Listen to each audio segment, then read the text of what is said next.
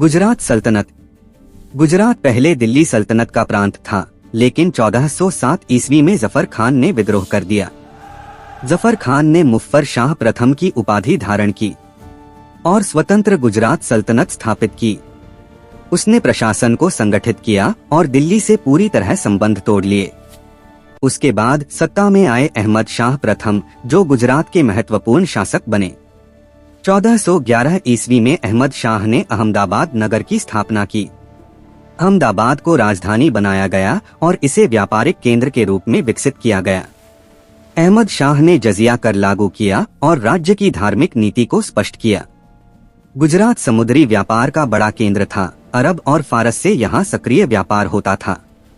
गुजरात का सबसे प्रसिद्ध शासक महमूद बेगड़ा माना जाता है।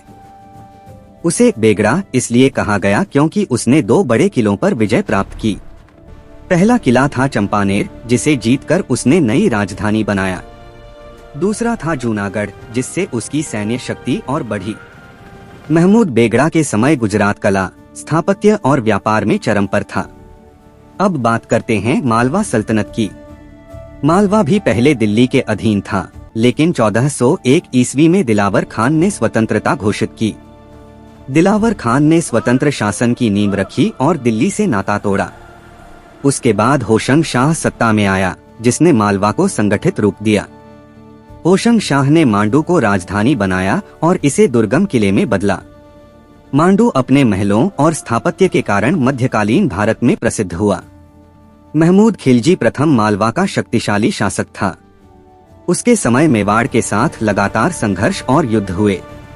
मालवा और मेवाड़ की यह प्रतिद्वंद्विता राजनीतिक प्रभुत्व की लड़ाई थी।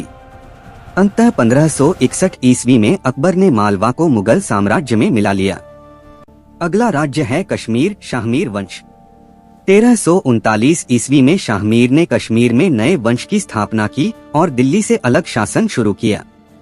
शाहमीर ने सुल्तान शमसुद्दीन की उपाधि ली और स्थानीय समर्थन हासिल किया।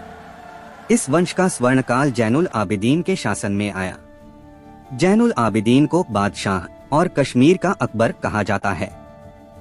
उसने धार्मिक कट्टरता समाप्त की और हिंदुओं को वापस कश्मीर बुलाया। उसने संस्कृत ग्रंथों का फारसी में अनुवाद कराया और विद्वानों को संरक्षण दिया। कागज निर्माण, लकड़ी की नक्काशी और शॉल उद्योग उसके समय विकसित हुए। उसने करों में छूट दी और जनता हितैषी नीतियां अपनाई।